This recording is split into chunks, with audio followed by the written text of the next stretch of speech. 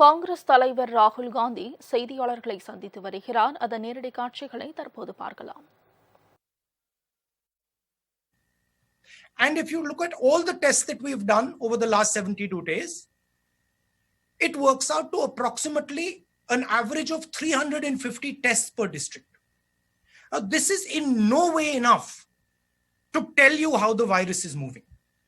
So the central theme is, if you want to fight the virus, you have to increase testing dramatically, and your testing has to go from chasing the virus to moving ahead of the virus. Means you have to move into random testing, and you have to start to preempt where the virus is moving. A lot of our testing is currently chasing the virus because we are identifying cases and then following the virus. With that type of testing, you will never be able to actually get a good image of what the virus is doing and where the virus is. So one advice to the government, and this is something that I've said and we've been saying, push testing aggressively, maximize testing, and use testing strategically. Use testing to assist the states in their fight. Use testing not simply to track patients who are infected, but to create a map of India to see where the virus is moving, identify hotspots using testing. So I'm proposing scaling up testing and using testing strategically. And I'm saying that the government of India currently, the testing levels are too low and they're not using testing strategically. Thank you, Sanjeev ji. Thank you, Rahul ji. I'm going to go to the next question. Siddharth ANI से अपना सवाल देंगे. सिद्धार्थ अपना mic unmute करिए. संजीव भाई अपना mic mute कर लीजिए. सिद्धार्थ जी from ANI. Good afternoon, Rahul sir. Let me find you, Siddharth ji, so that I can see. This is a bit complicated here. Siddharth. Sir, it says Siddharth ANI. He's wearing because there's a lot of people. Ji sir. Where is Siddharth? Okay, Siddharth ANI, I found you. Siddharth ji, go ahead. Sir मेरा सवाल ये है कि आपकी party ये कह रही है कि आपने समय रहते, कांग्रेस ने, और आपको भी इस बात का श्रेय दिया जा रहा है कि आपने समय रहते सरकार को चेता दिया था, लेकिन तैयारी नहीं हुई. आज की बात अगर आप कह रहे हैं कि एक आप क्रिटिसिज्म के तौर पे नहीं, एक सजेशन के तौर पे देख रहे हैं, गवर्नमेंट की प्रिपेयर्डनेस को कैसे आप देखते हैं in regard fighting against covid, in regard with the economic condition अभी जो है और आगे आने वाले इकोनॉमिक चैलेंज जो हैं, उनके लिए सरकार की तैयारी को कैसे देखते हैं आप खुद एक एमपी हैं, आपने एमपी लेड फंड जो है से काफी वायनाड में जो आपका लोकसभा क्षेत्र है वहां पे चीजें पहुंचाई, लेकिन अब एमपी लेड को भी फ्रीज कर दिया गया है 2 साल तक. तो आप इन दोनों बिंदुओं पे आपका मैं सवाल चाहूंगा, क्योंकि टेस्टिंग का आप पहले बोल चुके. देखिए, कोविड वायरस से लड़ने के लिए मेन जो हमारी फोर्स है वो स्टेट लेवल और डिस्ट्रिक्ट लेवल पे है. जो केरला में सक्सेस, वायनाड में जो सक्सेस हुई है, वो बेसिकली जो डिस्ट्रिक्ट लेवल की मशीनरी है वो इफेक्टिव काम कर रही है. तो मेरा एक सजेशन है कि कोविड के खिलाफ जो लड़ाई हो वो टॉप डाउन ना हो, वो बॉटम अप हो. और प्राइम मिनिस्टर, जो स्टेट्स के चीफ मिनिस्टर्स हैं, जो डिस्ट्रिक्ट्स हैं, उनको एम्पावर करें.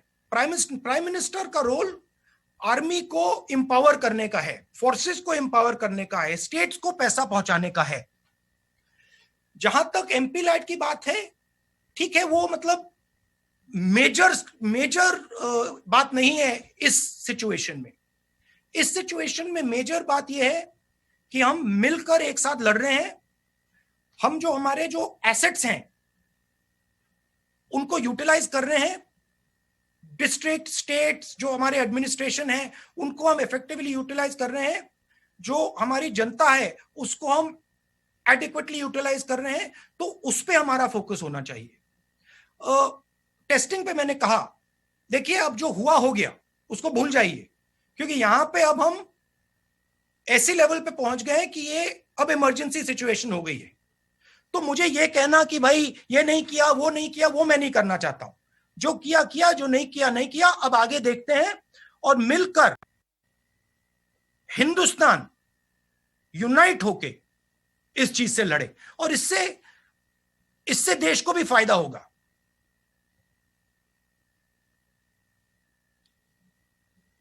मगर मेरा मेन सुझाव ब्लंट इंस्ट्रूमेंट्स ना यूज करें,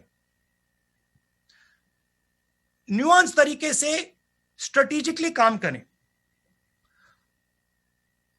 आइडिया है कि भाई लॉकडाउन हो गया तो बात बन गई, नहीं, लॉकडाउन हुआ तो बात नहीं बनी है, बात पोस्टपोन हुई है। तो रिसोर्सेज को इफेक्टिवली यूटिलाइज कीजिए, रिसोर्सेज को स्टेट्स के हाथ में दीजिए, जीएसटी जो स्टेट्स को देना है वो दीजिए, चीफ मिनिस्टर्स और डिस्ट्रिक्ट्स से खुलकर कम्युनिकेशन कीजिए, उनकी जो डिमांड्स हैं उनको एक्शन कीजिए। तो ये डायरेक्शन की जरूरत है। शुक्रिया सिद्धार्थ जी। मैं अब पीटीआई भाषा से हक साहब सवाल पूछना चाहते हैं, तीसरी न्यूज एजेंसी से। हक साहब अपना माइक अनम्यूट करके क्या सवाल? जी सर। हाँ जी सर, मेरा सवाल ये है कि आपने 12 तारीख को ही आगाह कर दिया था, उसके बाद भी सरकार कदम नहीं उठा पाई है। तो हालांकि आपने कहा कुछ बोलेंगे नहीं, लेकिन लगता है कि जो 1,07,000 करोड़ का पैकेज है वो पर्याप्त है राज्यों के लिए जो दिया गया है कोरोना से लड़ने के लिए? कि जिस प्रकार से पैसा पहुंचना चाहिए, जिस स्पीड से पहुंचना चाहिए, वो नहीं पहुंच रहा है। मैं आपको 2-3 उदाहरण देता हूं।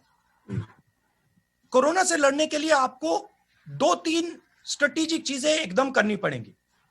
दो फ्लैंक्स पे एक्शन चल रहा है, एक हेल्थ केयर मेडिकल, दूसरा इकोनॉमिक।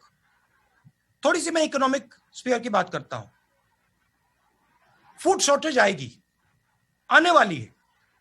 आपके पास गोदाम में फूड सप्लाई है, उसको आप दीजिए। एकदम आप गरीब लोगों को फूड सप्लाई देना शुरू कीजिए। बहुत सारे गरीब लोग हैं जिनके पास राशन कार्ड नहीं है, उनको भी इंक्लूड कीजिए। तो फूड का एक सेफ्टी नेट तैयार कीजिए। न्याय योजना, डायरेक्ट पैसा 20% सबसे गरीब लोगों के बैंक अकाउंट में डालिए, प्रीएम्प्टिवली कीजिए।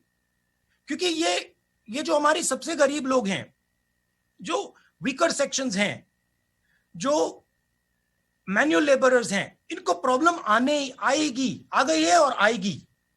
तो प्रीएम्प्टिवली फूड नेट बनाइए। मिनिमम न्याय योजना नाम मत यूज कीजिए, कोई और नाम दे दीजिए, बट मिनिमम फाइनेंशियल नेट तैयार कीजिए। बेरोजगारी आने वाली है, शुरू हो गई है, और जबरदस्त तरीके से लोग बेरोजगार होंगे।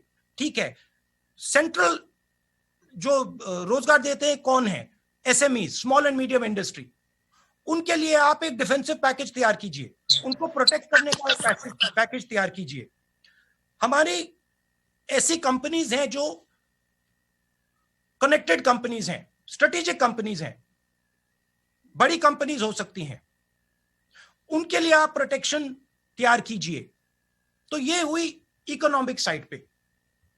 अब डिजीज साइड पे आप लॉकडाउन के बाद आपकी एग्जिट स्ट्रेटेजी क्या होगी, आपकी टेस्टिंग स्ट्रेटेजी क्या होगी, आपकी मेडिकल स्ट्रेटेजी क्या होगी, आप पीएचसीज को, हॉस्पिटल्स को रैंप अप कैसे करोगे? क्योंकि आपको वो लॉकडाउन खुलने से पहले करना पड़ेगा, क्योंकि लॉकडाउन के बाद डिजीज का अपटेक होगा, डिजीज बढ़ना शुरू हो जाएगी, तो आपको अग्रेसिवली उसको काउंटरैक्ट करना पड़ेगा। तो मैं कह रहा हूं कि ये डिलेड एक्शन नहीं होना चाहिए, ये इमीडिएट एक्शन होना चाहिए। मुझे भी दुख हो रहा है कि आज तक जो फूड सप्लाई हमारा गोदाम में है वो लोगों के हाथ में नहीं पहुंचा है।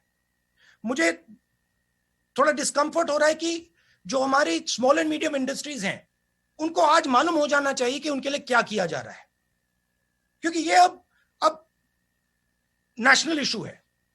सिक्योरिटी इशू है। थैंक यू हक साहब।